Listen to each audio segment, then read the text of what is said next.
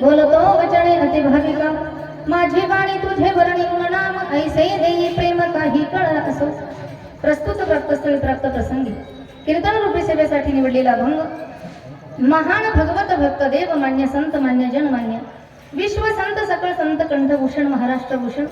जगत वंदनीय जगद्गुरु असणारे काळाच्या डोक्यावर पाय ठेवून सदेह वैकुंठाला जाणारे देहू निवासी थोर साधू श्री तुकोबराया यांचा सुंदर असा 4 चरणाचा अभंग कीर्तन रूपी सेवेसाठी निवडलेला आहे. विठ्ठल विठ्ठल